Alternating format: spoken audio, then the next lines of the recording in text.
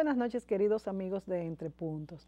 Esta noche y en ocasión de la pasada cumbre celebrada por los países BRICS en Sudáfrica, estos países, como su nombre lo indica, están formados por Brasil, Rusia, India, China y Sudáfrica agregadas recientemente. Entre sus iniciativas en esta cumbre ellos han propuesto la creación de un banco de desarrollo Telesur, como dicen que le van a llamar, para resolver, entre otras cosas, problemas de desarrollo de infraestructuras, porque dicen que tienen pues insuficiente financiamiento para estas cosas. En este escenario, nosotros hemos querido esta noche discutir cuáles han sido a través de la historia los motivos y los logros de los distintos bloques y asociaciones en los países en los últimos años. Sabemos que desde que comenzamos a leer los periódicos, vamos a decir, o a interesarnos en política del mundo, o simplemente cuando comenzamos a estudiar la historia universal, que las naciones forman alianzas o bloques, ¿verdad? Esto lo hemos visto siempre y esto lo hacen para aunar fuerzas.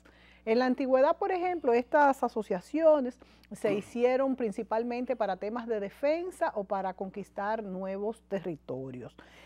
Podemos decir que desde el Sacro Imperio Romano y bajo la tutela de la Iglesia Católica se formaron distintas alianzas. Por ejemplo, para defenderse de los turcos, que todos nos acordamos con la famosa toma de Constantinopla, en el 1453, cuando pues toda la cristiandad se unió para defenderse contra el Imperio Otomano. Sin embargo, no se logró y ahí vino la toma de Constantinopla. Hubo otros casos, como por ejemplo en las cruzadas, que también se unieron varios países para defender la cristiandad. O por ejemplo, es importante el caso de las guerras napoleónicas, donde se formó la primera coalición, como se le llamaba, a los países que se unieron, pues fueron Inglaterra, Austria, Prusia, todos contra Francia.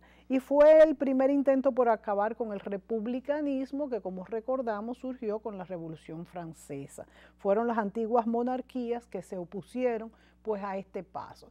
Bueno, pero en fin, estos son simplemente ejemplos, pero si nos vamos a la historia más reciente, podríamos decir que el siglo XX trae pues algo como un nuevo fenómeno y es estas nuevas asociaciones de países en bloques. Y lo nuevo de esto es que estos son espacios distintos, vamos a decir, donde los países pueden expresar opiniones y necesidades que aunque definitivamente son para la conveniencia de los más fuertes, pues puede ser que también finalmente convenga a los países pequeños. Esto es un efecto de la globalización, pues que los países se reúnan para lograr cambios o trazar estrategias políticas o económicas nos acerca, pues todo tiene una correlación. Cuando, por ejemplo, se dice que una moneda está pues débil, que puede caer en default, pues a nadie le conviene porque ya los otros países tienen papeles comerciales, tienen reservas económicas en estas monedas y esto hace que la interrelación entre los países pues no le convenga a ninguno que uno fracase.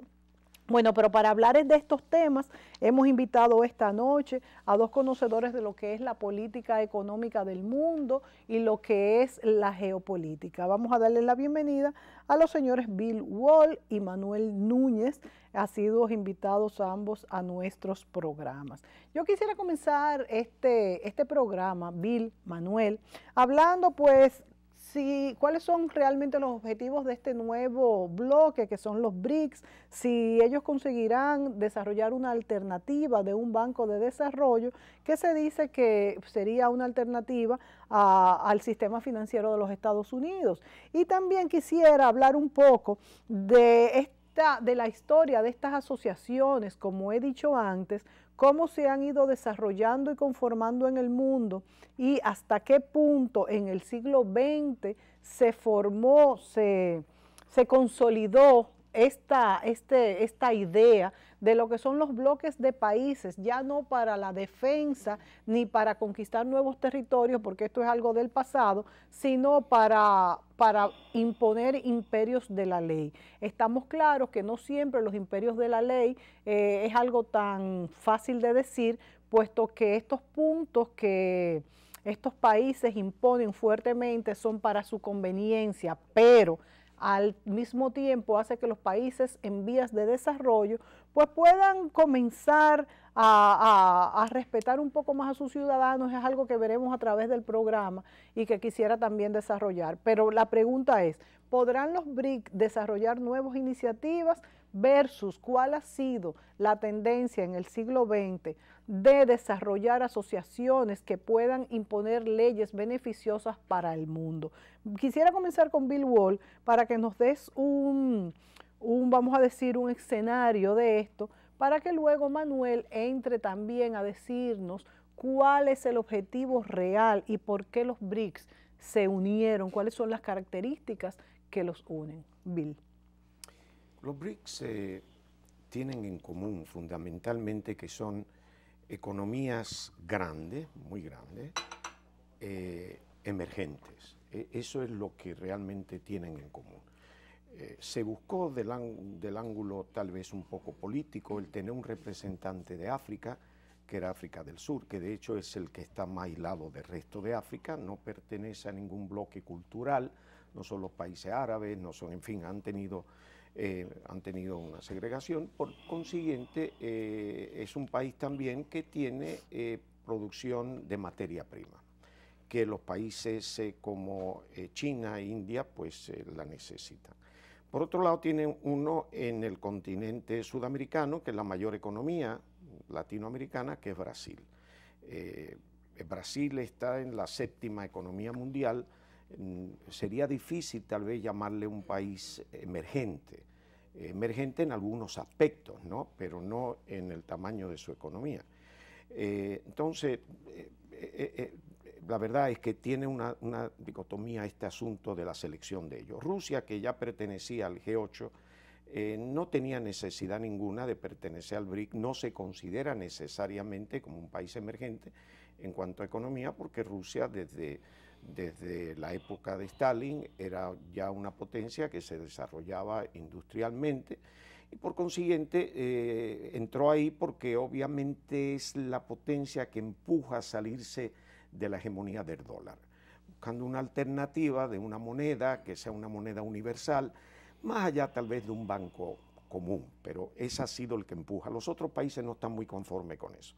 China, la 2ª economía del mundo, en tamaño, pues también podemos decirle emergente en algunos aspectos, tal vez sociales y otros aspectos, pero claro, China no podemos decir que es una economía emergente, tal vez en su potencial, ¿no? Pero no tan emergente. Y después está India y hay conflictos inclusive de reclamos territoriales entre la India y China. O sea que no es que digamos muy homogéneo esa elección. Tenemos el hecho de que representan sí un 40% de la población mundial. Y eso obviamente puede darle una fuerza en papel. Pero para mí todo lo que sea, por ejemplo, un desarrollo de un grupo que podemos llamarle en términos socioeconómicos adolescente, sí, porque si hablamos de economía emergente, entonces estamos hablando de adolescencia, pues no tiene mucho futuro, porque obviamente van a llegar a ser adultos y entonces el concepto, ¿verdad?, es como aquel concepto de los países no alineados. Estaba muy bien cuando habían 2 bloques que predominaban en el mundo, Occidente y por supuesto el bloque soviético, pero después ya hoy hablar de no alineado no tiene sentido, claro, pero aún ese concepto se mantiene. Así que yo realmente veo un esfuerzo de tratar de buscar alternativa al predominio del dólar, que en estos momentos es muy difícil, pero ninguno tiene moneda de circulación universal, de aceptación universal para transacciones, sea financiera o transacciones comerciales. Es muy difícil tú crear un fondo y es muy difícil tú crear esto si tú no tienes una moneda de predominio. Y obviamente sustituir al dólar es un poco complicado y porque el euro no ha podido. Sí, aunque estos tengan el 40% de la población mundial, es difícil porque también es entre todos y son todas monedas distintas. No, además que la población mundial no quiere decir que tenga el poder de consumo ni nada de eso. No son los países más desarrollados culturalmente o económicamente o avanzados. China tiene una economía grande, pero tú no puedes comparar los adelantos científicos con los Estados Unidos, por ejemplo. O sea que no, o Europa. La mayoría de los productos avanzados que se fabrican en China son de diseño europeo y norteamericano, Claro. o sea, estemos claros. Es decir, hay una diferencia muy grande de si tiene un tamaño y luego qué impacto tiene en el mundo. Lo otro es el impacto cultural. ¿Qué impacto cultural tiene China? Bueno, el mismo que tuvo Japón, que ha sido una economía, la segunda economía mundial por mucho tiempo, hasta que la sustituyó China, y realmente el mundo, ni las canciones, mientras que la cultura occidental entra por la música, desde la clásica hasta la pop, la moda, en fin, tiene un impacto social enorme y hace que la gente vayan del francés en una época como idioma diplomático al inglés de hoy, que es el idioma verdaderamente universal. Incluso el impacto cultural que tú lo has mencionado, Bill, hasta en algún momento es hasta más importante que el mismo económico, porque además le da paso al económico, como tú bien señalas. Y estos países pudieran tener, como he visto reseñado en los periódicos en algún momento, un impacto económico importante cuando dicen que en el 2015 quizás ya van a tener tantos millones de población, no recuerdo cuál es la proporción, que va a ganar ya más de 25,000 pesos al año. Pero el impacto cultural es algo que toma bastante tiempo en desarrollarse e en influir en los países de alrededor y es lo que no veo muy bien cómo estos pudieran desarrollarlo porque son países muy hacia adentro, no hacia afuera. Manuel, ¿cuál es tu opinión respecto a esta mezcla de estos 5 y ahora 6 países?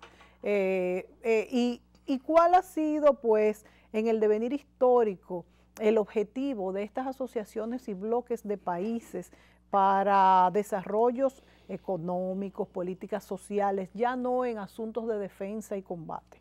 Yo creo que el mundo se ha organizado en torno a los bloques. Hubo en principio, conocíamos ya el bloque de los países de Europa del Norte, luego el bloque de la Unión Europea, posteriormente los bloques, el bloque de América del Norte, México, Canadá, Estados Unidos. Estamos nosotros en el bloque centroamericano con el DR-CAFTA, Dominican Republic CAFTA, con los Estados Unidos.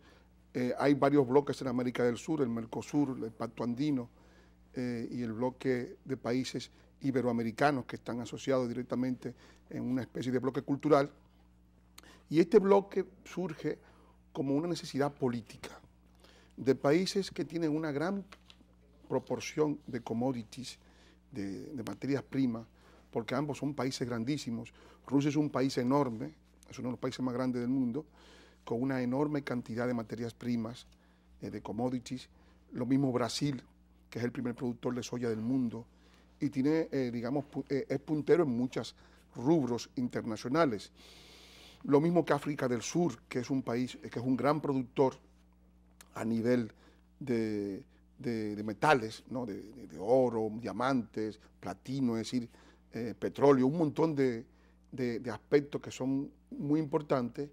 Y lo mismo ocurre, por ejemplo, con China, que es un gran productor de carbón, pero al mismo tiempo es un gran consumidor, y con India. Entonces, estos países, sobre todo Brasil, que es quizás la voz cantante, que fue parte del objetivo del presidente Lula, se veía como un gigante económico y como un enano político. Entonces, Brasil ha intentado de crear una especie de mundo multilateral. Ha sido, digamos, una visión de los brasileños el tratar de forzar a una alianza multilateral que sirva de contrapeso a los gigantes que controlan el mundo, que son esencialmente los Estados Unidos y la Unión Europea, que son en cierto modo socios, ¿no? Porque están asociados también a nivel militar en la OTAN. Entonces, el objetivo de los BRICS ha sido justamente eso, el concebirse como una alternativa política en cada uno de los continentes. En el continente africano, Sudáfrica, que es el país con más desarrollo económico y el que más influye a nivel económico no a nivel cultural, porque no está asociada a ninguno de los bloques. Brasil, en el caso de América del Sur, que es la economía más grande por razones de talla económica, esencialmente, y también por razones demográficas, es el país con mayor población, o sea, con más peso demográfico. Y en el caso, por ejemplo, China, que va a ser en términos comerciales la primera potencia en el 2050 del mundo, y la India, que tiene otro tipo de carácter diferente, porque en la India concurren varias cosas. Concurre el hecho de que la India, de los tres, la India es el que más ha invertido en formación. En la India hay más ingenieros informáticos que en Inglaterra actualmente. Entonces, es un país que tiene, o sea, que es al mismo tiempo una gran zona franca, al mismo tiempo un gran emisor de capital humano. De los grupos de los BRICS es uno de los más importantes. Y luego está Rusia, que ha entendido que podría liderar, como tiene ya todo el peso de una gran potencia, podría liderar este grupo y ser, digamos, convertirla en contrapeso a la Unión Europea y a los Estados Unidos. Desde luego, como decía Bill, no son un grupo cultural, o sea, no tienen una lengua en común. Una cohesión cultural. Una lengua que unifique, porque no creo que vaya a ser el portugués la lengua de los BRICS, no va a ser el inglés por rechazo de Rusia, y no va a ser tampoco el chino por razones evidentes. Entonces no hay una fronda común que pueda servir de argamasa a esa unidad, que es esencialmente política, para hacer de contrapeso a los demás bloques que están obrando en el mundo. La verdad es que esto de que no haya una cohesión entre estos países dificulta un poco, pues eso, como dices, que se aglutinen todos en torno a lo que son objetivos comunes, excepto a que tengan acuerdos de libre comercio, más allá de ahí. Vámonos a la pausa y cuando venimos con Bill, que yo quisiera que tú abundaras, Bill, en cuanto a futuros de esta y de otras asociaciones o bloques de países y versus lo que ha pasado en el siglo XX con los que se han ido desarrollando y han llegado hasta ahora. No se vaya, volvemos.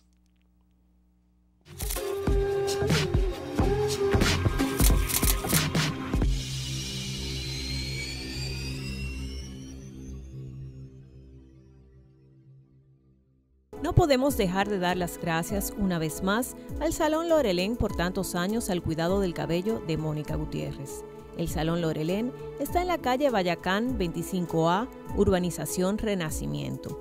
Teléfono 809-482-0848. Salón Lorelén.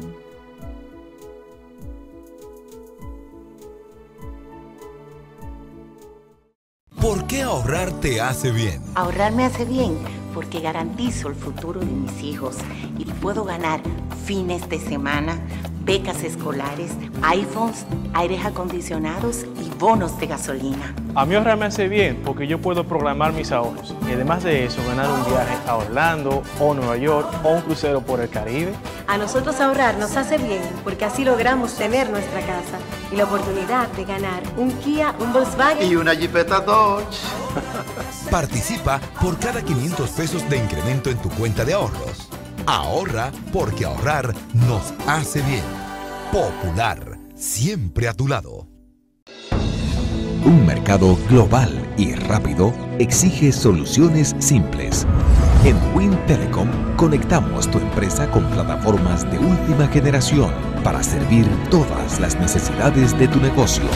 Única red 100% IP del mercado en Internet, televisión y telefonía. Porque en Win Negocios llegamos más lejos para estar cada vez más cerca de ti. Una nueva era. Win Telecom. Siente tu libertad. Si las cosas que valen la pena se hicieran fácilmente, cualquiera las haría. Pero no existe en el mundo algo tan importante como tus metas, tus objetivos, tus sueños. Aun cuando sientas que no vas a poder, aun cuando te digan que no podrás, aun cuando creas que tus fuerzas ya se acabaron, nosotros sabemos que puedes. Lucha por lo que te has dispuesto a cumplir. No hay carreras imposibles, ni cumbres inalcanzables. Si crees que puedes, puedes. Por supuesto que tú puedes. Nosotros creemos en nuestra gente, en su empeño, en su fortaleza. En el BHD, creemos que el dinero solo tiene valor si sirve para construir con esfuerzo y trabajo el bienestar de nuestros clientes. Nosotros vemos el dinero así, por eso lo cuidamos más. Banco BHD. Mi amor, te tengo la cena perfecta. Eso suena tentador. Sí, en un lugar tranquilo, íntimo y una comidita ligera. Ligera. Señores, su sesión va a iniciar.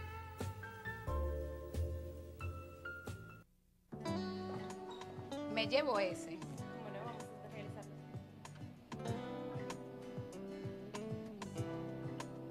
Sí, con tarjeta. Esa es la que yo quiero.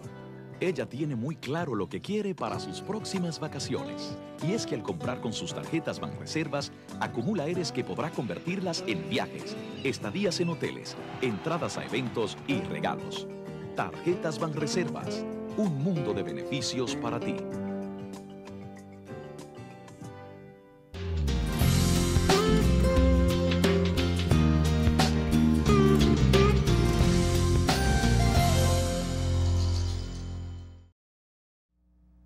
Existe una confusión con los alimentos integrales y light, en cuanto a que los integrales no engordan y los light adelgazan. Los alimentos integrales aportan más fibra que los refinados, pero su composición en calorías no varía tanto. Es decir, a igual peso, el pan, la pasta o el arroz aportan las mismas calorías que sus variaciones integrales.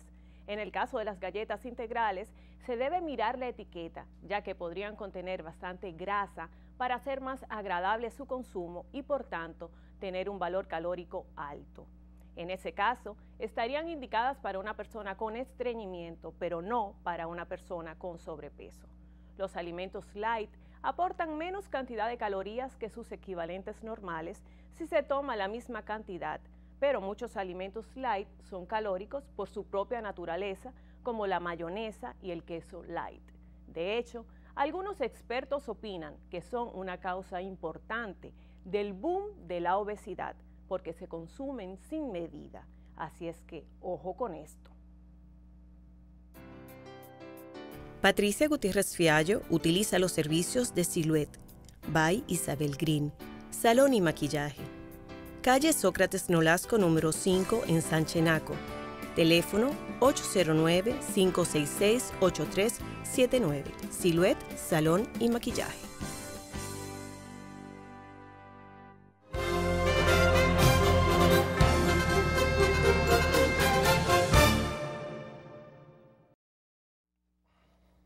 Bueno, Bill, hablábamos en el segmento anterior cuál es el futuro de los países BRIC como bloque en el mundo, como bloque gestionador de objetivos, de propósitos, y también que me lo relaciones un poco con lo que ha pasado en el siglo XX, con la formación de tantos bloques distintos que se han formado y cómo han conseguido objetivos que se refieran a cosas que se puedan obtener para el mundo, no para países específicamente. Mira, hay bloques y hay bloques.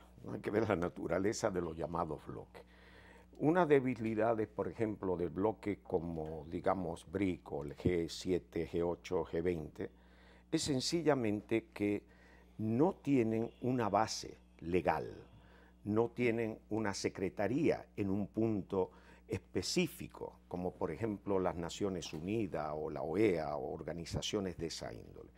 Por consiguiente, todos estos bloques, sean los G o sea BRICS o sea el que sea, tienen esa debilidad de simplemente reunirse X veces al año, un par de veces, 3 veces, y se van rotando en los países y uno asume la presidencia y se tocan estos temas que de hecho se duda hasta qué punto la legitimidad de esos bloques influye en nadie. Incluso, no solamente eso, sino que se dice, hay comentarios que también se dice que esto es un figureo, una publicidad para que los presidentes se junten, y como tú has dicho, porque no tienen un organismo que los rija, como lo tienen la OEA, las Naciones Unidas, que pueden dar seguimiento a un plan específico. Eso es lo primero. Ahora, no deja de ser bueno que se toquen estos temas, como por ejemplo protección de medio ambiente y demás, y seguridad, porque algo queda. Sí, pero mira, vamos a estar claros, hay una proliferación de estos bloques que, como bien dijo, se trata de elementos políticos guiados por la política. Hay otro bloque que lo guía la economía. Por ejemplo, el bloque de NAFTA, había un elemento obviamente importante de migración para los Estados Unidos, de que se integraba México a Estados Unidos, que ya existía un acuerdo muy abierto y muy amplio entre Estados Unidos y Canadá, pero ninguno de los dos tenía amenaza. O sea, hay acuerdos que responden a situaciones específicas como esta de migración entre Estados Unidos y México. Y se quiso integrar a México para que México tuviera capacidad productora y evitar ese flujo de migración mayormente ilegal de México a Estados Unidos. Entonces se integró, no cabe duda, las empresas norteamericanas se beneficiaron de una mano de obra barata con esas facilidades. Eso sí, pero realmente se buscó el elemento económico de que creara un grado de empleomanía en México y evitar ese flujo. Eso por un lado. El DR-CAFTA con República Dominicana surge de otro elemento. En el caso del Caribe, por ejemplo, la iniciativa de la Cuenca del Caribe de Reagan le dio a los países de la Cuenca del Caribe una facilidad unilateral.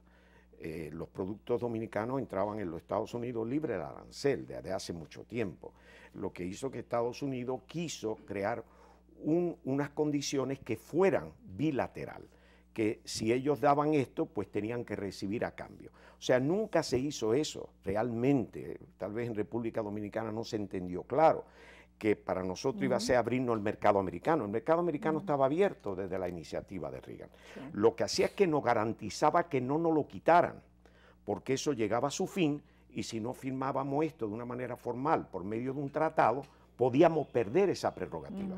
Y podíamos perderlo sobre todo el momento que Centroamérica, que no entraba a la Cuenca del Caribe, pues recibiera un tratamiento preferencial igual con los Estados Unidos. Y eso trajo esa colación. Cuestiones coyunturales. CARICOM en el Caribe tiene CARIFORUM, que es el elemento político, y después CARICOM, que es el elemento comercial. Nosotros no pertenecemos a CARICOM, porque hemos tenido siempre algo en el Caribe que nos distancia, que el de las islas, por ejemplo, de habla inglesa, nos ven a nosotros como latinos, no como caribeños. Y nosotros realmente, en gran parte, somos culpables de ello porque nos acercamos más a Centroamérica que a las islas del Caribe. Y es precisamente por lo que tenemos en común de nuestra cultura y nuestro idioma.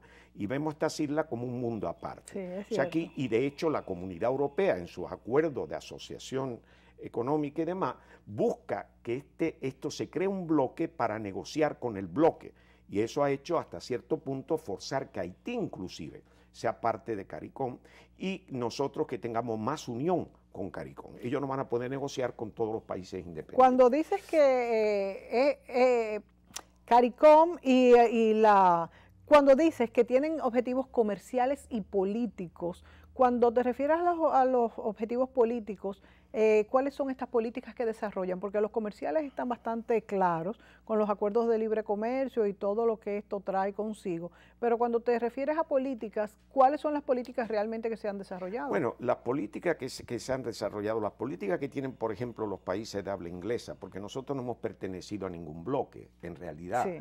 Nosotros hemos sido uno de los países, bueno, el único país junto con Panamá que antes de estos acuerdos no pertenecíamos a ningún bloque en este continente.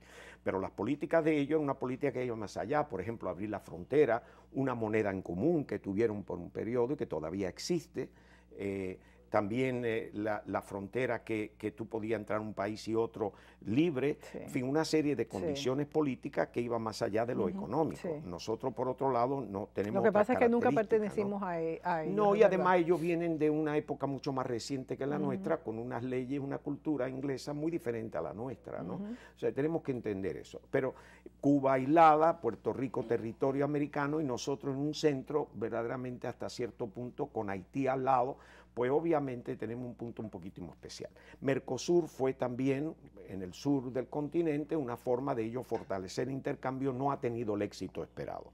Y Venezuela entró por política en Mercosur de nuevo, ¿no? Es decir, ahí tenía el Pacto Andino, los sistemas de pago de ALADI, entre ellos para no recurrir al dólar, intercambio, se pagaban las transacciones financieras y comerciales. Es decir, se han hecho bloques de acuerdo a las necesidades. Los bloques comerciales están claros. Ahora, no olvidemos que como organización realmente fundamental en el mundo es las Naciones Unidas. Las Naciones Unidas han decepcionado a mucha gente, pero las Naciones Unidas primero, hay 193 países o 94 países en las Naciones Unidas. Es un ente hasta cierto punto regulador, sí, es cubre todo, cultura, derechos humanos, derecho de la niñez, en fin, todo lo que te puede imaginar, y se respeta. Obviamente, lo controlan los miembros permanentes del Consejo de Seguridad, que son los grandes. Ahora yo le pregunto a Manuel, antes de irnos a la pausa, para que me lo contestes en el próximo segmento. Bill, pues ya se ha centrado en lo que es América, el continente americano. También ha mencionado Venezuela con todo este liderazgo que desarrolló Chávez y cómo lideró un grupo grande de países, no solamente de América, sino también incluso de otras latitudes.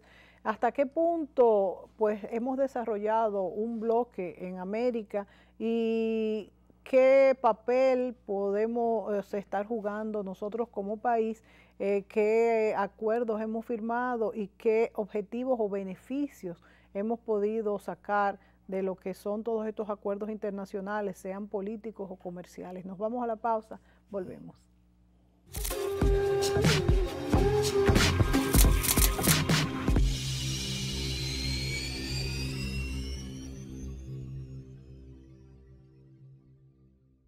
¿Por qué ahorrar te hace bien? Ahorrar me hace bien porque garantizo el futuro de mis hijos y puedo ganar fines de semana, becas escolares, iPhones, aires acondicionados y bonos de gasolina. A mí ahorrar me hace bien porque yo puedo programar mis ahorros y además de eso ganar un viaje a Orlando o Nueva York o un crucero por el Caribe. A nosotros ahorrar nos hace bien porque así logramos tener nuestra casa y la oportunidad de ganar un Kia, un Volkswagen y una Jeepeta Dodge. Participa por cada 500 pesos de incremento en tu cuenta de ahorros. Ahorra porque ahorrar nos hace bien. Popular, siempre a tu lado. Si las cosas que valen la pena se hicieran fácilmente, cualquiera las haría. Pero no existe en el mundo algo tan importante como tus metas, tus objetivos, tus sueños.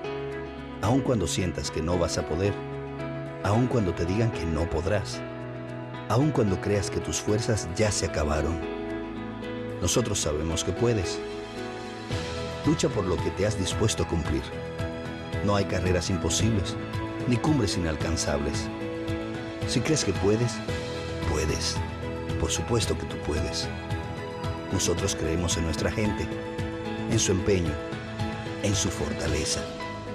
En el BHD, creemos que el dinero solo tiene valor si sirve para construir con esfuerzo y trabajo el bienestar de nuestros clientes. Nosotros vemos el dinero así, por eso lo cuidamos más. Banco BHD. Me llevo ese.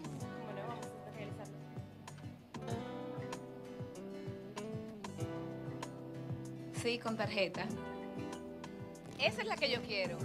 Ella tiene muy claro lo que quiere para sus próximas vacaciones. Y es que al comprar con sus tarjetas Banreservas, acumula Eres que podrá convertirlas en viajes, estadías en hoteles, entradas a eventos y regalos. Tarjetas Banreservas, un mundo de beneficios para ti.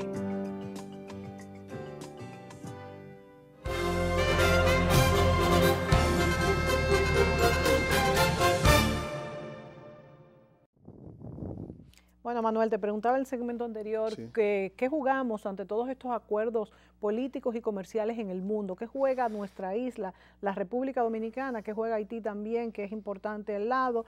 ¿Y cuáles son los beneficios que nosotros como país y América como continente o como grupo o como bloque podría recibir de todos estos acuerdos. Y también te preguntaba el impacto de Venezuela con Chávez a la cabeza, quien lideró estos grupos en su momento, en esta última década. Yo creo que estamos en varios bloques al mismo tiempo. Estamos como miembros observadores del CARIFORO, igualmente hemos sido observadores en el bloque del CARICOM, que es un bloque comercial en el cual nunca hemos sido aceptados plenamente. Estamos como miembros del bloque más amplio a nivel cultural, que es el bloque de Naciones Iberoamericanas, de las 20 países que hablan lengua española, incluyendo a Brasil y a Portugal, que son países de lengua portuguesa. Estamos incluidos en el Pacto de San José y en el Pacto de Petrocaribe, que son pactos de suministro de petróleo que abarca una pequeña cantidad de países. Somos miembros del DERECAFTA, que es el bloque más que está ligado a Estados Unidos.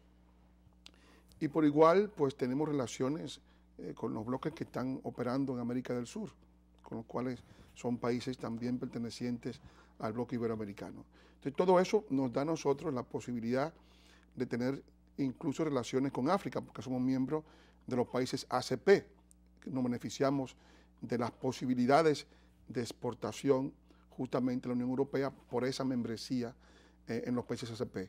Yo pienso que esa visión de los bloques le da a la República Dominicana una inserción internacional importante. En el caso, por ejemplo, de las relaciones con Venezuela, son relaciones esencialmente de suministro de petróleo. Nuestras relaciones básicas son con los Estados Unidos, con el cual tenemos el 70% de todas las operaciones. O sea que realmente cuando uno lo compara, por ejemplo, con los demás bloques, que representan apenas un 30%, los Estados Unidos sigue siendo el país más importante para la República Dominicana. En el caso de Venezuela hay una relación política, cultural, que esencialmente fue parte de la proyección de poder del presidente Chávez, que tenía pues un enorme peso en el Caribe, en los países del Caribe, en algunos América casos, del Sur. Y también en América, porque creó una alianza con Bolivia, con Ecuador, con Argentina, con Nicaragua, sí. Y esa alianza le sirvió para tener los votos y toda la benevolencia de esos países, el aval de esos países a nivel internacional para proyectar su poder. Esa alianza evidentemente la hizo en base a una transferencia de renta.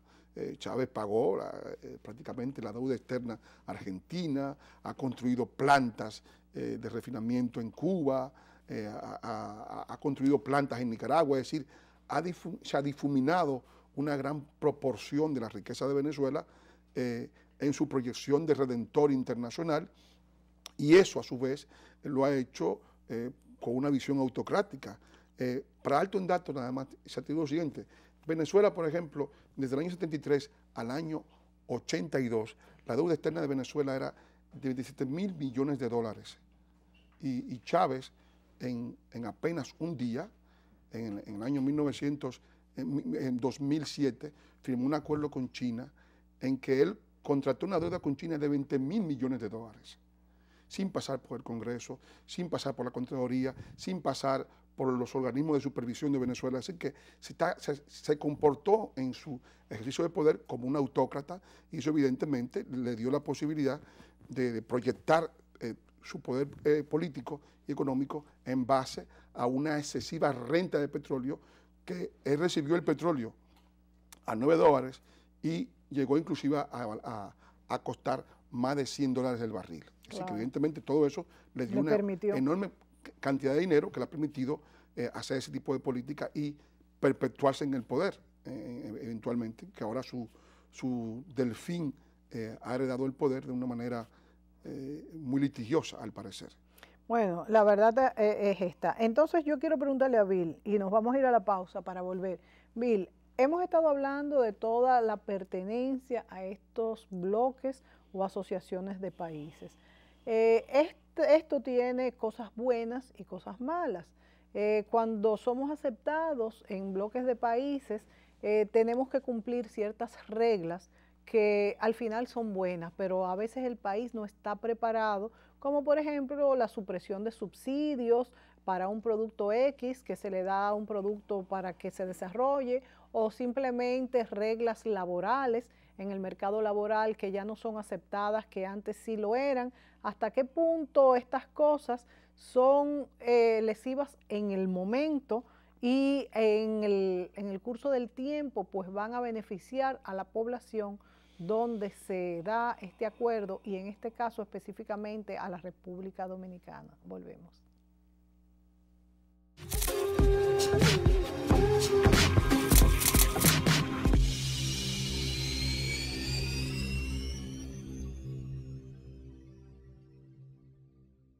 ¿Por qué ahorrar te hace bien? Ahorrar me hace bien porque garantizo el futuro de mis hijos y puedo ganar fines de semana, becas escolares, iPhones, aires acondicionados y bonos de gasolina. A mí ahorrar me hace bien porque yo puedo programar mis ahorros y además de eso ganar un viaje a Orlando o Nueva York o un crucero por el Caribe.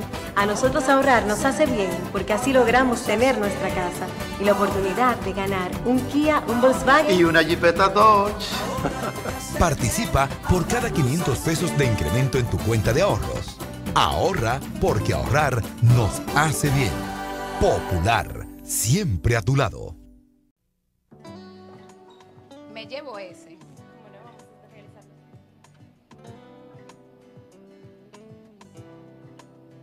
Sí, con tarjeta. Esa es la que yo quiero. Ella tiene muy claro lo que quiere para sus próximas vacaciones. Y es que al comprar con sus tarjetas Banreservas, acumula Eres que podrá convertirlas en viajes, estadías en hoteles, entradas a eventos y regalos. Tarjetas Banreservas, un mundo de beneficios para ti. ¿Por qué ahorrar te hace bien? Ahorrar me hace bien porque garantizo el futuro de mis hijos y puedo ganar fines de semana, becas escolares, iPhones, aires acondicionados y bonos de gasolina. A mí ahorrar me hace bien porque yo puedo programar mis ahorros y además de eso ganar un viaje a Orlando o Nueva York o un crucero por el Caribe. A nosotros ahorrar nos hace bien porque así logramos tener nuestra casa y la oportunidad de ganar un Kia, un Volkswagen y una Jeepeta Dodge.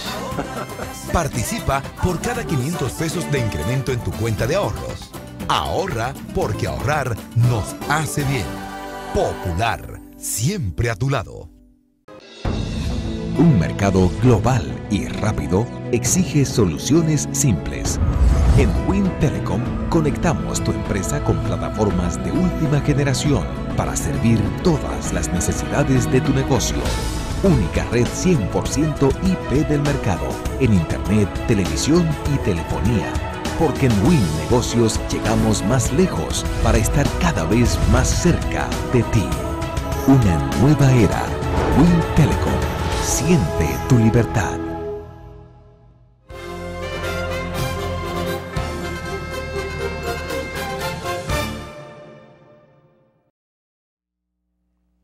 Bueno, ventajas y desventajas, que no podríamos decir desventajas, sino que problemitas que pudieran pues provocar estos acuerdos con las condiciones impuestas por los países dentro de un bloque para formar.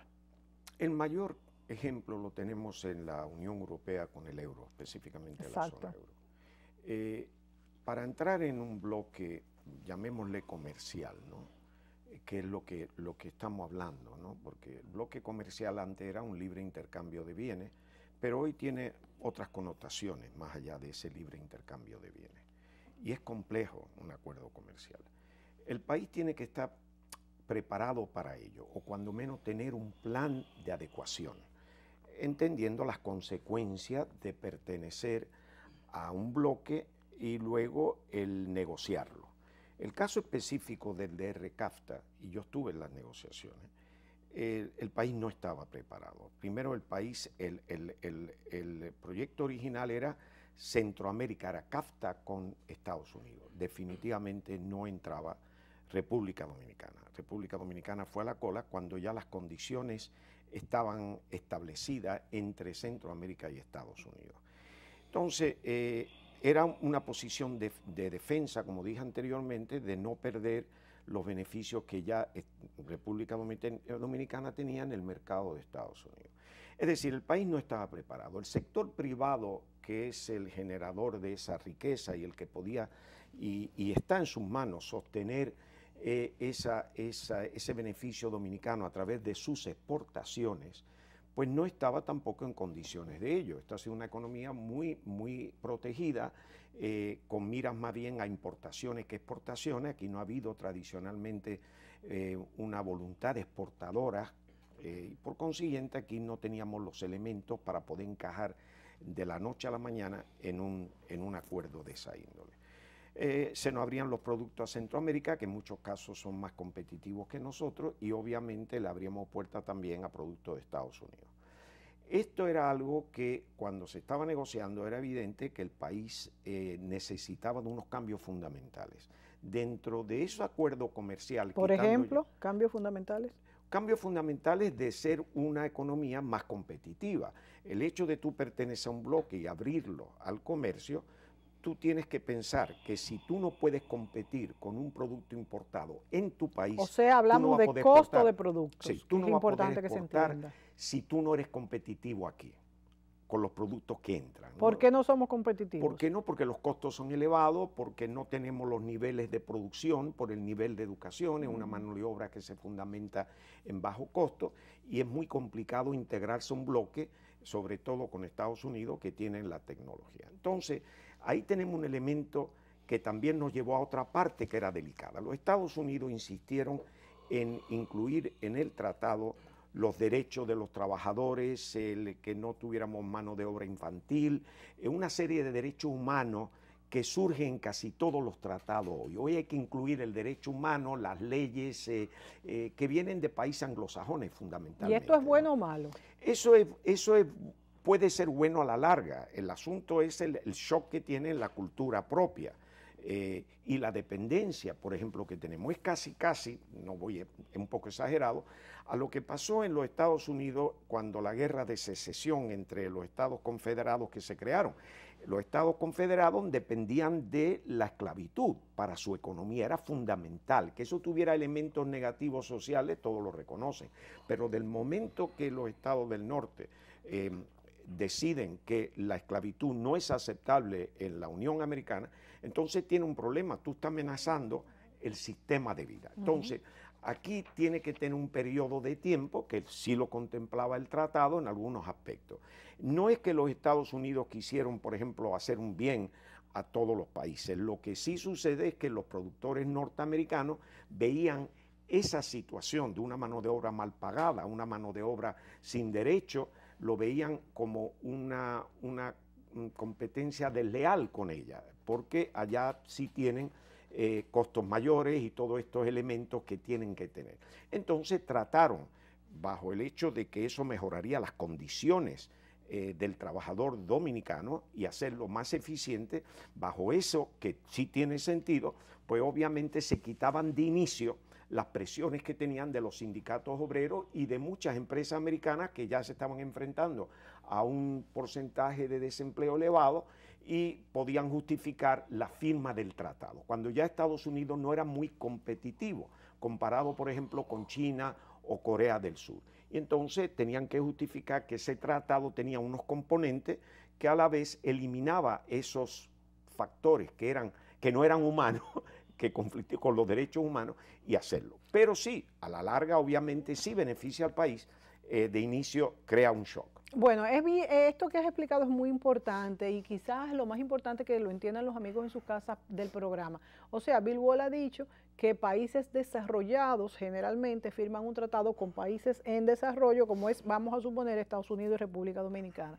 Estos tratados, como ya yo voy a poderle vender pues cualquier producto a Estados Unidos, si llega más barato desde la República Dominicana a Estados Unidos, pues le hace daño a los productores americanos que van a protestar sus sindicatos porque ellos están trabajando en condiciones diferentes a las que está trabajando República Dominicana.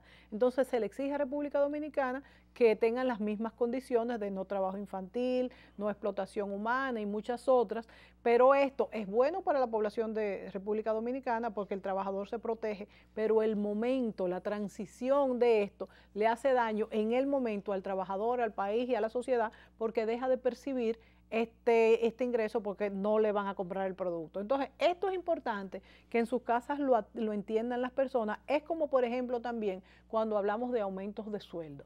Cuando hablamos de aumentos de sueldo, se dice que a veces también los trabajadores pierden por dos cosas, porque la fábrica o la empresa despide trabajadores y carga más a los mismos que están con más trabajo porque no puede pagar 6 sueldos, ya tiene que pagar 5, entonces ese va a ser uno que se va a ir. Y el que está desempleado también va a sufrir porque como va a haber aumento de sueldo, la canasta familiar va a subir y este que está desempleado no va a tener un centavo. Además, el trabajador informal, por ejemplo, cuando hablamos de sueldos mínimos, pues si son 10 pesos, ya el que iba a trabajar por 8 ya va a recibir 0. O sea, esto es bueno a la larga, pero tiene pues sus grandes problemas y cosas que desarticulan la economía en el momento. Nos quedan 2 minutos, Manuel. Yo quisiera que tú pues concluyeras con el tema en cuanto a los tratados de libre comercio y que, no de libre comercio, a las asociaciones de bloques que generalmente son comerciales, pero pueden ser políticas y como han sido a través de la historia de muchos tipos. ¿Qué futuro le ves a esto y a la República Dominicana cómo le influye? Mira, yo creo, para resumirte claramente, como yo lo veo, yo pienso que la gran dificultad dominicana con estos tratados es que hemos salido de ser una economía productiva a ser una economía de servicios. Cuando éramos una economía productiva, esencialmente, había el centro de la economía, o sea, el eje, digamos, el meollo, era esencialmente la producción azucarera, la producción de productos agroindustriales. Y ahora que hemos pasado a una economía de servicios, pues es el turismo, la zona franca, los empleos que pueden crearse por las maquiladoras. Entonces, evidentemente que eso es una dificultad que tenemos. ¿Por qué? Porque a nuestro incipiente y maltratado sector productivo nacional, que lo tenemos, pues tiene que competir pagando la energía más cara del continente, con un montón de trabas arancelarias, con dificultades de todo tipo, y al mismo tiempo competir con países que tienen salarios más bajos que nosotros. O sea que en Centroamérica el salario mínimo es muy inferior al dominicano en la mayoría de los países. Entonces, eso hace que eventualmente nos llenemos de productos y que este tratado sea como una especie de knockout al incipiente sector productivo dominicano, que es así como yo lo veo. Y yo pienso que ahí está el gran desafío, el hecho de que plantearse de que la República Dominicana tiene que ser un país agrícola o no será. Bueno, tú has tocado un punto que es el fundamental, que es el de la producción. Cuando pasamos de una economía productiva a una economía de servicio, tenemos demasiados riesgos. Y otra cosa tan importante es el equilibrio. El equilibrio de los sueldos, de los tratados de comercio, cómo hacemos estas transiciones que no afecte lo que es la economía del país completo, porque muchas veces adaptarnos a estándares de vida en el mercado laboral, en los sueldos, en las leyes laborales mucho más elevados de golpe, puede dejar en la miseria a una gran parte de la población y esto hay que tenerlo en cuenta. No es que no se haga, sino que se haga planificadamente y tratando de lograr un equilibrio. Gracias a Bill Wall, gracias a Manuel Núñez por acompañarnos esta noche en este tema tan amplio, tan diverso y que muchas veces no entendemos muy bien cuando nos hablan de todos estos tratados de comercio, tratados en bloque de los países, cómo trabajan y principalmente cómo nos influye a nosotros, a la República Dominicana y a nosotros como individuos en nuestro país. Gracias a ustedes, amigos, por sintonizarnos y recuerde que además del domingo a las 11 de la noche puede volver a vernos los miércoles a las 2 de la tarde en el canal 38. Hasta la próxima semana.